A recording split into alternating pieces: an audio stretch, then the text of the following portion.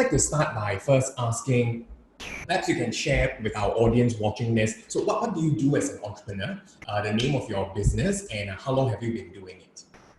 So we are a very unique business. The company is called the Pointe Shop, and it's called the Pointe Shop because we sell pointe shoes.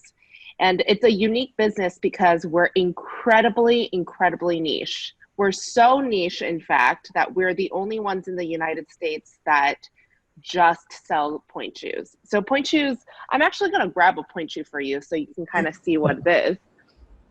I have them lying around everywhere. So pointe shoes are these hard shoes that ballerinas wear to dance on their toes. So they're quite hard. So they're kind of made like paper mache, and these are special shoes that dancers wear so that they can dance on their toes.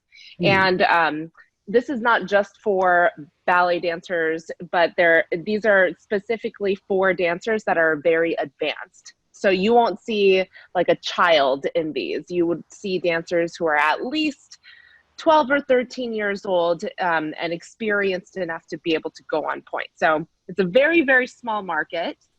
And I actually started a retail store where I sold all kinds of dance equipment. So ballet slippers, jazz shoes, tap shoes, leotards, tutus. I used to sell all of that in my store. And I opened that in 2011. But I switched to just doing pointe shoes in 2014. So we made that switch in 2014, and since then we've been traveling. We have quite a bit of fun having different like ways to conduct business. So we have a few vans that go into ballet studios. So we kind of use the food truck model. We go into ballet studios, we fit shoes there. We have 3 locations that we fit out of. And we also sell online, but mostly it's a fitting service. So we do all kinds of fun things. Wow. And what inspired you to go into that niche in 2014 to just sell pointe shoes? Well, when I first started the store in 2011, very soon after, I realized that dance retail is actually a dying industry. A brick and mortar dance retailer has a very difficult time because a lot of the merchandise you can purchase online. So there were all these giants online already that had access to all of these customers and had access to all this capital. They had so much inventory that there was no way that I was going to be able to compete with their like convenience, their expertise, their capital. I just couldn't compete with that. The prices were too low. Like they had so much inventory. They were just better than me. So I tried to figure out what is the one thing that they can't do? Like what is the one thing that they're not doing well? And I found out that that was pointe shoes. And luckily, because I grew up dancing, and I actually grew up in a dance store, working in a dance store. So I learned how to fit pointe shoes when I was very young. So it's something that I've been doing for a long time. And even when I had the store, a lot of people would travel very far to come get fitted for shoes. So I thought, well, if there's so many people that are having a difficult time finding a good fit for their shoes, and they have a really difficult time doing this online, then I'm just going to focus on that. So in 2014, I started to travel to ballet studios that asked us to come in and fit their dancers. And because that portion of the sales were soaring and everything else just stayed kind of flat, I decided that I was going to get rid of everything else, which was a very frightening business move at that time because it was still, pointe shoes was only, I'd say about 10 to 20% of our revenue at that time. So to cut out 80 to 90% of your revenue, people thought we were crazy. People thought I was crazy because I was alone at that time. But it ended up being the right move because we started growing very quickly, and we, doubled the first year in revenue.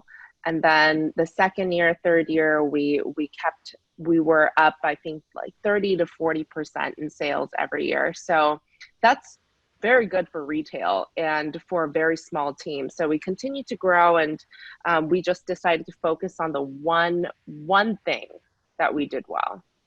Well, that's really, really amazing. For your marketing channels wise, to help more people know about your brand, since you made that shift in 2014 to go into a very, very niche area, just selling point shoes, for marketing channel, on top of perhaps going down to ballet studios to offer fittings and all, did you explore, for instance, online marketing channels, like perhaps creating content or maybe creating video as part of content marketing? And did you and your team also consider going into like creating websites or maybe landing pages or advertising on social media platforms? Because these are quite popular nowadays. So just wondering whether or not those were the things that you did, and what were your considerations?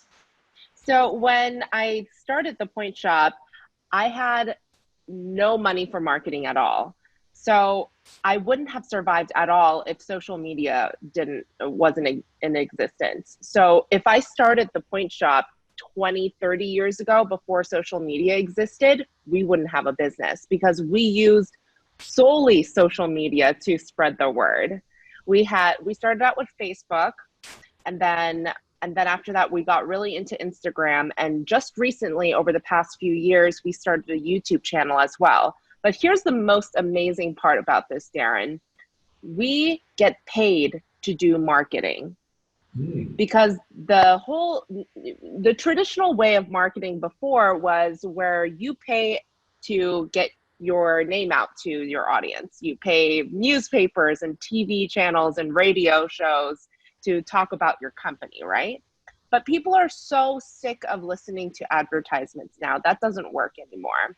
So what you have to do is exactly what you said, is content creation. You actually have to give something for them to want to listen to you. Because it's not good enough to be like, hey, if my competitor is selling it for $50, I'll sell it to you for $40. People don't care anymore. It's not about the price.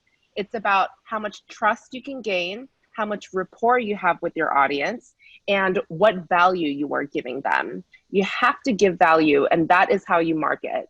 So YouTube is all about education. Instagram, we try to give as much as possible.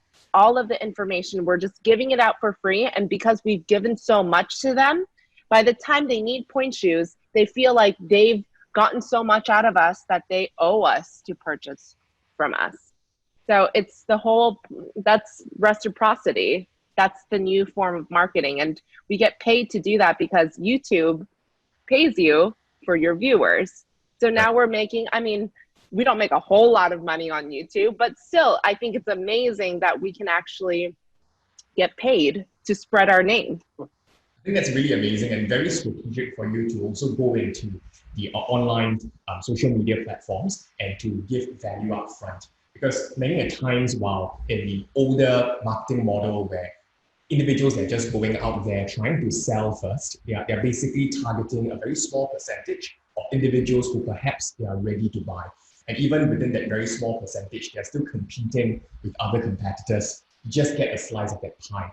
But then a lot of people are forgetting that the bigger chunk, the bigger part of the iceberg, which is the 90+% of individuals who are perhaps not really at the buying mode, as you mentioned as well, who perhaps they need more information, they need more value, so they could get a browsing mode, or maybe they're not even aware of the issue or the problem.